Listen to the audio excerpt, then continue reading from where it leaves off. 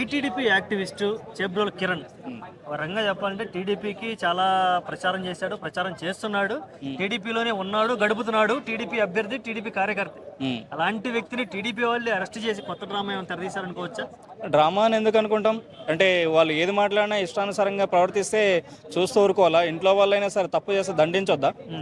తప్పు చేసినప్పుడు తప్పని దండించాలి. ఒక ఇంట్లో చిన్నపిల్లలు తప్పు చేసినారు అనుకో, తండ్రి కానీ లేకపోతే తల్లి ఉండి బాబు అట్లా చేయొద్దు అని చెప్పి ఎలా అయితే దండిస్తామో, అట్లాగే ఇప్పుడు ప్రభుత్వ అధినేత చంద్రబాబు నాయుడు గారు, సీఎం చంద్రబాబు నాయుడు గారు ఆ జరిగిన సంఘటన ఆయన దృష్టికి వచ్చిన వెంటనే వెంటనే చర్యలు తీసుకుంటే ఇమ్మీడియట్లీ సభ్యత్వాన్ని రద్దు చేయమని చెప్పడం, అరెస్ట్ చేయడం, దాని తగ్గట్టు చర్యలు తీసుకోవడం చాలా మంచి పని చేశారు. ఓకే, ఎలాంటి సంకేతాలు పంపిస్తున్నారు టీడీపీ ఇలాంటి అరెస్టులు చేసి? ఇలాంటి సంకేతాలు అరెస్ట్ చేయడమే కాదు, ఫస్ట్ ఆఫ్ ఆల్ మాట్లాడే వ్యక్తి కూడా కంట్రోల్ ఉండాలి. మనం ఏం మాట్లాడుతున్నాం, ఏంది, ఏం ఆలోచించుకో. అంటే అవతల పార్టీ వాళ్ళు ఏదో తిట్టారని చెప్పి నీ ఇష్టానుసారంగా నువ్వు తిడితే సరిపోతుందా? ఇప్పుడు అవతల పార్టీ వాళ్ళు ఒక ఎమ్మెల్యేనో ఎంపీనో లేకపోతే ఇంకోరో మాట్లాడారు, సరే వాళ్ళు మాట్లాడారు కదా అని చెప్పి నువ్వు ఒక కార్యకర్త, సామాన్య వ్యక్తివి, ఒక సాదాసీదా మామూలు వ్యక్తివే కదా. నువ్వంతా వాళ్ళ స్థాయి ఎమ్మెల్యేఓ ఎంపీఓ ఎమ్మెల్సీఓ కాదు కదా. రేపు పొద్దున్న నీకు నువ్వు వ్యక్తిగతంగా కూడా రక్షించుకోలేని పరిస్థితి. ఇప్పుడు నీకు ఎవరో వచ్చి సపోర్ట్ చేసి కానీ బయట వేస్తే ఇప్పుడు బయటపడలేని పరిస్థితిలో నువ్వు ఉన్నావు.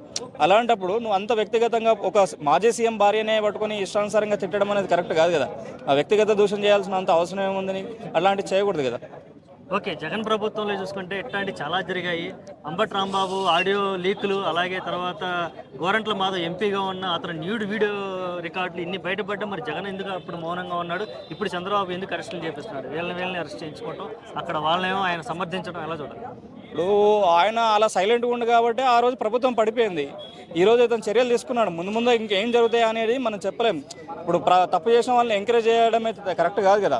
అప్పుడు చూడనట్టు పోయాడు. జగన్మోహన్ రెడ్డి గారు చేసింది అదే చిన్న మిస్టేక్. ఆ రోజు ఒకరినో ఇద్దరినో ఖండించి తిట్టి లేకపోతే వాళ్ళని సరి చేసుకోమని చెప్పుంటే ఈరోజు జగన్మోహన్ రెడ్డి గారు కూడా ఇంత ఆపోజిషన్లో పోయినా కూడా మరి ఇంత 13-12 సీట్లకు పడిపోయేవాడు కాకపో, ఒక 80-90 కాడనో లేకపోతే 60 కాడనో ఉండేవాడు.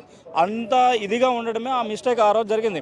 చంద్రబాబు నాయుడు గారు ఏంటంటే అతని రాజకీయ ఎక్స్పీరియన్స్, అతని అనుభవం కొద్దీ చిన్న సంఘటన ఇక్కడే కంటెంట్ ఇస్తామనుకో, ఇక్కడ కట్టడి చేస్తామనుకో, రేపు ఇంకోటి మాట్లాడడానికి ఉద్దేశంలో అతనికి ఉన్న ఎక్స్పీరియన్స్ కొద్దీ ఒక మామూలు వ్యక్తివి, చిన్న వ్యక్తి ఉండి ఇంకోటి మీ కార్యకర్తని ఇంకొక అబ్బాయి ఉంటాడు గుంటూరులో, అతని పేరు కూడా కరెక్ట్ తెలియదు, ఒక పబ్లిక్ మీటింగ్లో లక్షలాది మందిలో కొడాలి నాని గారు అటువంటి వ్యక్తులను కూడా నువ్వు రా సంగతి నీ సంగతి చూస్తాను అనే విధంగా మాట్లాడతాడు. కానీ అతను మాట్లాడుతుంటే ఎందుకు చంద్రబాబు నాయుడు పక్క నుండి కూడా సమర్థిస్తాడు. నువ్వు మాట్లాడే విధానంలో కరెక్ట్ ఉండాలి. నువ్వు ఒక విమర్శించే పద్ధతి ఉంటుంది. ఏదైనా సమస్య ఉందనుకో, సమస్య గురించి మాట్లాడు. నువ్వు చేస్తున్న పనులు చేయలేదా అలాంటివి అడుగు, లేకపోతే నువ్వు ఏం తప్పు చేసావో ఆ తప్పుని చెప్పు. కానీ డైరెక్ట్ వ్యక్తిగతంగా పెట్టుకొని ఫ్యామిలీ వాళ్ళని తిట్టడం, స్త్రీలను తిట్టడం అనేది తప్పు. ఎవరైనా ఇట్లాగా మహిళల్ని సోషల్ మీడియాలో తీసుకొచ్చి ఇట్లా నోటుకు వచ్చినట్టు మాట్లాడే వాళ్ళకి నువ్వేం చెప్పాలి?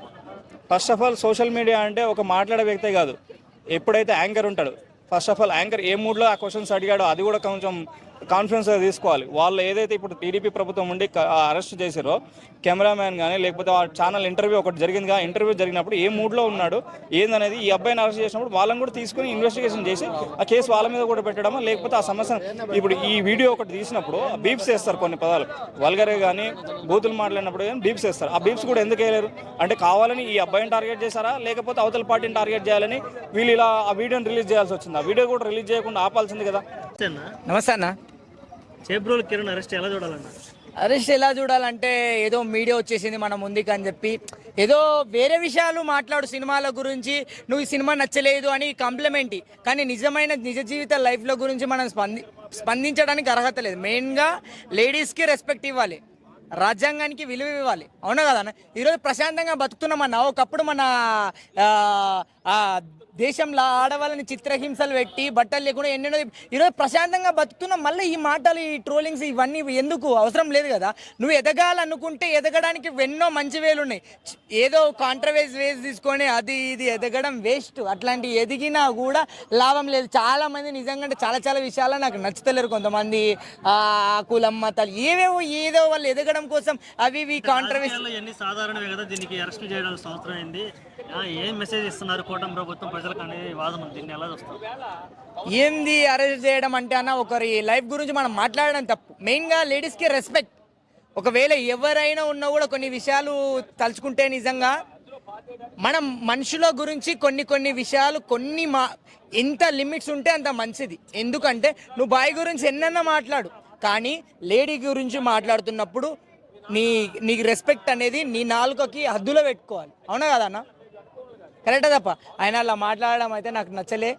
క్షమాపణ కూడా చెప్పినాడు అనుకుంటా. మళ్ళీ క్షమించాలి క్షమించకూడదు అన్నది వాళ్ళ నిర్ణయం. క్షమిస్తే ఇంకొకసారి చేయకుండా ఉండాలి అని బాగా కౌంటర్ ఇచ్చి ఇంకొకసారి ఇలాంటివి జరగొద్దు. ఈ మధ్యలో సోషల్ మీడియా అంటేనే ఫ్యాషన్ అయిపోయిందని ఎవడంటే వాడు మీడియా దగ్గరకు వస్తే టక టక టక టక 2-3 మాటలు మాట్లాడితే ఇది కాంట్రవర్సీ మాట్లాడితే నేను ఫేమస్ అవుతా నన్ను ఎవడో ఒకటి గుంజుకోతాడు, ముందర తీసుకుపోతాడు, కొన్ని మంది సినిమాలు ఛాన్సులు వస్తాయని చెప్పి ఒక్కొక్కడు ఒక్కొక్క విధమైన ట్రాక్లు ఎంచుకుంటారు. ఇవి బ్యాడ్ ట్యాకా గుడ్ ట్యాకా అన్నది గుర్తుపెట్టుకోవాలి. గుడ్ ట్యాక్లో నువ్వు ముందుకెళ్ళినావంటే ఎప్పటికైనా నీకు లైఫ్ ఉంటుంది. బ్యాడ్ ట్యాక్లో నువ్వు ముందుకెళ్ళినావంటే వేస్ట్. ఏదో ఒక రోజు నువ్వు పడిపోయి టాలెంట్ ఉన్నాడు ఎప్పటికైనా ముందుకెళ్తాడు, టాలెంట్ లేనోడు ఇవన్నీ టాపిక్లు తీసుకొని అది ఇది అని కాంట్రవర్సీ చేసి పీపుల్స్ని ఇబ్బందులు పెడతారు. సో అలాంటి ఉద్దేశం వద్దు. ఇప్పటికీ ఆయనకి మంచిగా తిట్టి కౌన్సిలింగ్ ఇచ్చి ఇలాంటి పద్ధతి ఇలాంటివి మాట్లాడొద్దురా అని చెప్పి ఇంకొకసారి నెక్స్ట్ టైం ఇలాంటివి ఎవడైనా మాట్లాడుతుంటే కూడా మాట్లాడకుండా వాడిని ఖండించాలని చెప్పి నేను తెలియజేస్తున్నాను. ఎవడైనా మాట్లాడినోడు మనిషే, వాడేమి ఊడి పన్నోడు కాదు. వాడు ఎవడన్నా కానీ ఏ పార్టీడన్నా కానీ ఎవడన్నా కానీ డోంట్ కేర్, మాట్లాడడానికి అర్హత లేదు. నువ్వు మాట్లాడాలంటే మంచి మాటలు 100 మాటలు తెలియజేయి. సోషల్ మీడియాలో ముందుకు వస్తున్నప్పుడు చూసలేరంటే కూడా లేట్గా కూడా చూడు, నీ మంచిని ఎవడో ఒకటి గుర్తించి ముందుకెళ్తుంది ఏదో ఒక రోజు. కూటమి ప్రభుత్వం తీరు చూస్తుంటే ఏం సార్ విచిత్రంగా ఉంది. ఐటీడీపీ కార్యకర్తని వీళ్ళే అరెస్ట్ చేశారు, ఏం చేయాలి సార్? ప్రభుత్వం అరెస్ట్ చేయలేదా, పోలీసులు అరెస్ట్ చేశారు. వాస్తవంగా ఏం జరగదు కదా. ఏమండి, ఎవడైనా ఒళ్ళు దగ్గరికి పెట్టుకుని మాట్లాడాలి. మన ముందు కెమెరాలు ఉన్నాయి కదా, ఇష్టారీతిగా మాట్లాడకూడదు. విమర్శించు, తప్పలేదు. విమర్శనాత్మకంగా ఉండాలి తప్ప ఉచ్చనీచాలు లేకుండా కుటుంబంలో పోలికల గురించి వాటి గురించి మాట్లాడి అంత నీచాతి నీచంగా ఇంత దుర్మార్గంగా బోరగడ్డ అనిల్ గారి తర్వాత ఈయనే దిక్కాడు. వాస్తవంగా బోరగడ్డ అనిల్ని మనం ఎంత ఘోరంగా విమర్శించాం.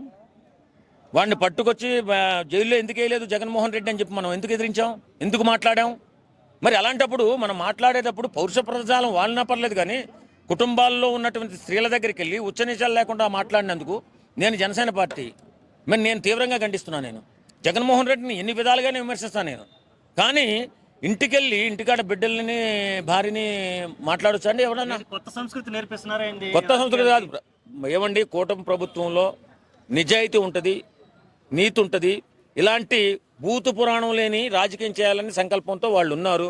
కాబట్టి కిరణే కాదు, ఇంకా మన ఏది జగన్ పార్టీ వైఎస్ఆర్ కాంగ్రెస్ పార్టీని విపరీతంగా దూషించిన వాళ్ళు ఎవరన్నా కానీ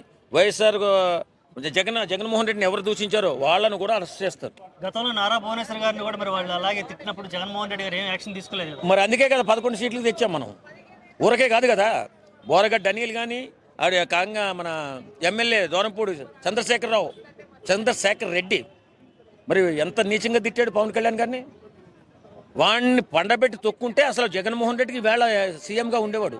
ఫస్ట్ ఎవడైతే నీచంగా సమాజంలో ఎలాంటి నీచమైన నికృష్ట స్థితికి దిగజారిపోతున్నాడో వాడిని పోలీస్ డిపార్ట్మెంటు అప్పుడున్న ప్రభుత్వం తొక్కుంటే వేళ జగన్మోహన్ రెడ్డి సీఎం, కూటమి ప్రభుత్వం అయ్యేది కాదు.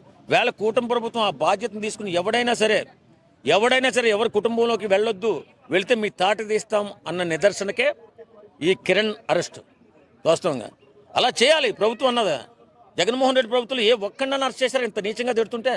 కళ్ళు మూసుకుపోయి కళ్ళు బయలు గమ్మేసి పొరలు గమ్మేసి ప్రభుత్వ కార్యకలాపాలు చేశారు.